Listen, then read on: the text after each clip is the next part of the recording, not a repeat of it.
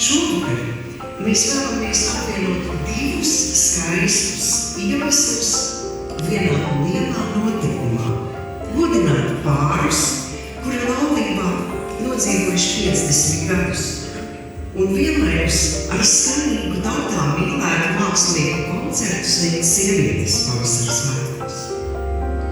Šovakar sāksim ar zeltu. 50 laulībā nodzīvot gadi, tas ir patiesi cienījams ceļš. Kā radās ideja veidot šādu pasākumu? To mēs sākām darīt ļoti sen. Sākām godināt visas kāzu jubilejas, gan 5 gadu, gan 10, gan 15. Vienkārši sludinājums piesakās, un te man rokās ir kāda grāmata, par kuru es īstenībā bišku pat biju piemirsusi, jo pirmais tas pasākums tāds bija 15. gadā. Šeit arī tie pāri, pirmie pāri, kas to var apskatīties un palūkot, kādi pāri. Un tā mēs turpinājām katru gadu līdz pat 20. Un tad mums visu sajauca tas laiks, ko man negribās, un ne tikai man, es domāju, nevienam negribās atcerēties. Šo grāmatu burtiski vakar pirms pasākuma atnesa mūsu jau bijušās dzimtsarakstu nodaļas vadītāji, un viņi teica, mēs esam turējuši, mēs nododam jums, ar kādu interesi skatījos, cik ļoti patīkamas atmiņas. Šī grāmata tagad glabāsies pie mums, un pagājušā gada ir tapusi zelta goda grāmata, zelta pāru goda grāmata. Un šis ir 2. gads. Kāpēc jūs šodien esat šeit?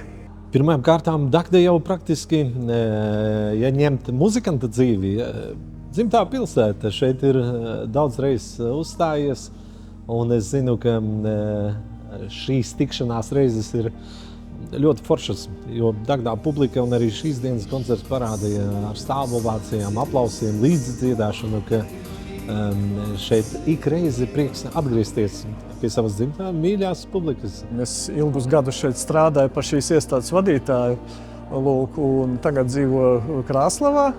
Un te, kur godināja 2 pārus, kuri nodzīvojuši kopdzīvē 50 gadus, tie man ļoti labi pazīstas, jo viņi ir no ezerniekiem, es pats arī esmu no ezerniekiem, viņi man ir bērnības draugi. Un mēs esam faktiski vienaudži. Man ir tikpat gadu, cik ir viņiem. Ar Jāzepu mēs bijām Baltiņu ļoti cieši draugi. Tā kā, kāpēc? Man bija jāatbrauc, un es gribēju atbraukt. Plus tāds vienreizējs koncerts. Jānis Paukštēla, Juris Astrovskis, ko mēs vēl labāku varam vēlēties. Atdot cīnus, citu pasaukumu gudinot mūsu zelta poru sierī. Izbaudiet koncertēnīt. Es vētos ar tevi kopā smietu. Tas bija Dagda, sakīja tevi, tu gaidi. Tas bija, kad mani tu gaidi. Kā jūs iepazināties vispār? Kā tas notika? Kādos apstākļos? Sanāca tā, ka viņa bērnu dārzā par vadītāju strādāja, par bērnus mazos skaties. Bet es atnācu vecākā brāļa bērnus paņemt no dārziņa šitā. A viņa bija tur par vadītāju, un tā mēs pirmo reizi viens otru ieraudzījām, jā. Pēc tam otru reizi atkal atnācu. Pēc tam bija jaunais gads. Tas bija decembris 75. gadā. Uzdējām sasatikamies, padancojām.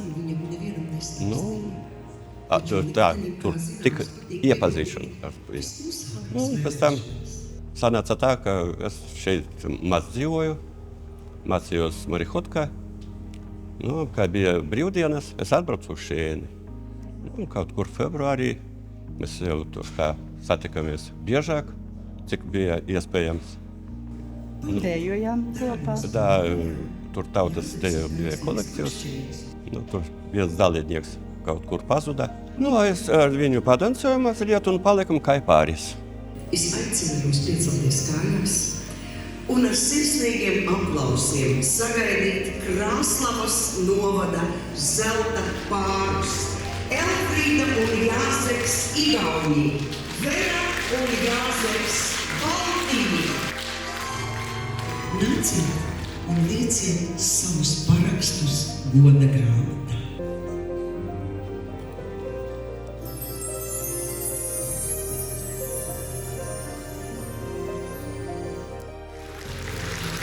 Kādas emocijas jums raisa pāru godināšanā?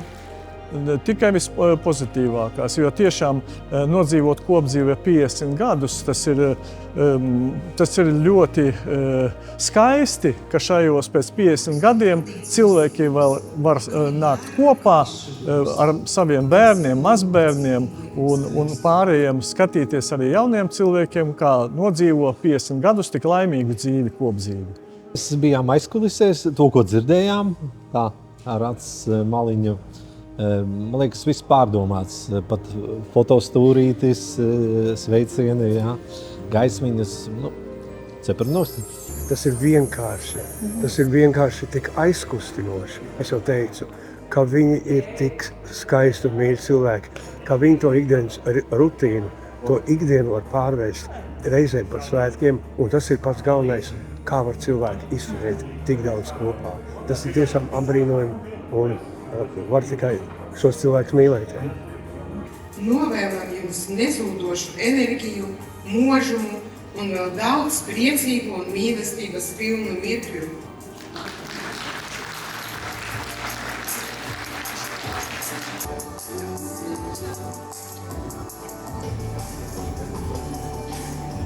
Kāpēc tik zems tas iesaistes līmenis, teiksim, to pāru tieši?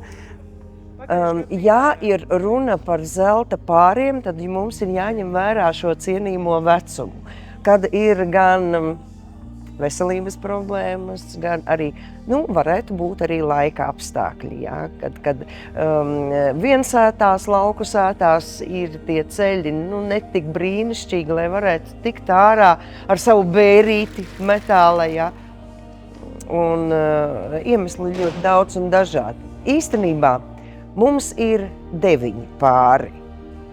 Un šos pārus, kuri bija pieteikti un pieteikušies, mēs šī gada laikā noteikti apciemosim. Un pasniegsim viņiem arī ielūgumus uz nākamā gada pasākumu. Un ļoti cerēsim, ka viņi tomēr būs pie stipras, labas veselības, lai parādītu to savu dārgāko, kas dzīvē ir noiets. Mīlestība. Ko jūsuprāt var iemācīties no šādām ģimenēm? No šām ģimenēm iemācīties sadzīvot, piedot, varbūt dažreiz nepievērst uzmanību liekām kļūdām un būt tolerantiem vienam pret otru. Vai jums liekas svarīgi tādus pasākumus rīkot? Svarīgi. Man ir tikai tādu darba spīlienu uztrauc visu Latvijas līmeņa problēma demogrāfija. Ja? Mēs redzam, ka pilngadnieku svētki, senioru ballītes, arī ikdienas balles pagastiņos, mazajos miestos. Cilvēki paliek mazāk. Tas mani personīgi uztrauc. Es ceļu trauksmi arī izmantojot iespēju ar savu publicitāti atpazīstamību, lai kaut kādā veidā pievērst mūsu valsts vīru šai problēmai, kaut kādas rīkojumus vai centienus kaut ko labot. Bet, jebkurā gadījumā mēs esam tik, cik esam, dzīve ir tāda, kāda ir. Sakožam zobus, kā ir teiciens latgaļīši, cīši, ka zoģa zubi, un tad zāģējam tālāk jau, kā būs, tā būs. Man ir visi pasākumi svarīgi. Arī es braucu pie bērniem, es braucu pie senioriem, es braucu, kas tie sauc mīlestības darbi. Kad, es braucu tā kā, tikai benzīni. Tas nav tas vārds. Jā, man patīk, tas ir mans darbs. Es esmu no teātra projām, varbūt teātrī tas bija darbs, bet koncerti, tas vairs nav darbs. Tā ir patīkama lieta. Jūs man dodiet pretī tikpat daudz, un man ir tik daudz, ka man ir jāceņas dot pretī tāpat jums un neviltot. Svarīgi, jo tas ir patiešām uzskatāms piemērs. Jā, skatoties šo cilvēku acīs, tu redzi un īstenībā nezini, cik daudz tur ir apakšā. Tur ir gan prieki, gan bēdas, gan arī sāpes, un mēs jau nezinām, cik daudz ir kopā pārdzīvots, iziets, bet Tas ir rādītājs. Ja reiz 2 cilvēki ir kopā un šodien es skatījos, redzēju, kā viņi sēž roku rokā. Ilgas laulības noslēpums ir, pēc jūsu domām, kas? Un ilgais laulības noslēpums tie droši vien ir bērni, mazbērni, pienākumi vienam pret otru, pienākumi pret saviem bērniem un mazbērniem. Tā ir ģimene, kas satura tos visus gadus. Pieņemt viens otru, tādi kā esam, nepārveidojot. Nu, ģimene ir pats svarīgākais šajā pasaulē. Bērni un ģimene ir pats svarīgākais šajā pasaulē. Nekas cits nav. Ja nav ģimene, tad nav valsts. Ģimene ir pats svarīgākais. Un es gribu novēlēt tiem cilvēkiem, lai viņi ir stipri tie, ko ir sākuši ceļu tagad, kur sākuši ceļu tagad, lai viņi ir stipri un arī kaut kas neveic. Esiet stipri, jo tas ir tā vērts. Milzīga pacietība. Punkts. Mēs šodien atrodamies ļoti tuvu robežai. Jā. Vai nav bail? Ne, man nav bail, nekas nenotiks. Jo es esmu bijis Ludzā un runājis par to ar cilvēkiem. Viņiem ir pavisam citādākas acis nekā Rīgā. Un cilvēki šeit runā citādāk nekā Rīgā. Jo Rīgā viņiem ir ļoti liela augstprātība. Piedodiet, ka es tā saku, rīdznieki. Un viņi, man liekas, ka viņi nesaprot to pa īstam. Bet bailes, ja mums būs bailes, tad jau nekas nebūs, viss būs kārtībā. Jo mēs jau neviena tauta neesam vainīgi pie tā. Nē. Ir,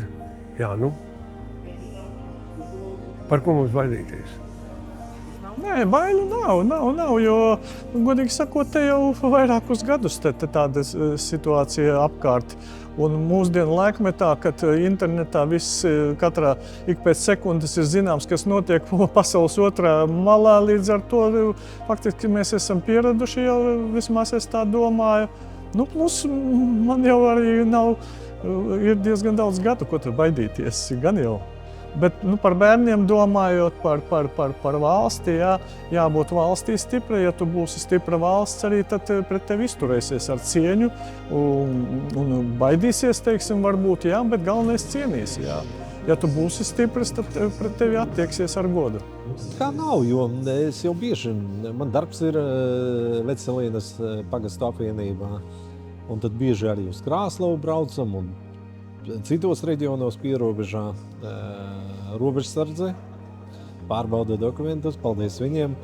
Bet atkal komunicēt ar cilvēkiem, es zinu, ka tiešajā tajā tuvumā robežai situācija ir nopietna. Atkal, neko darīt. Atkal cepura nost robežsargu darbiņam, kuri cenšas kaut kā novērst tos mēģinājumus nelegāli šķērsot mūsu robežu. Bet cilvēki, par kuriem es zinu, ka iziet ar bērniem savā pagalmā, savas sētas, un tad bail ir, ka vai kāds jau šķūnī nesēž un tur pa spraudziņu skatās, ko jūs darat pagalmā. Tāpēc mēs dzīvojam, kas ārpus pierobežas varbūt to nejūtam tik ļoti, bet cilvēki, kas dzīvo pierobežā, viņiem vajag izjust visas ekstras.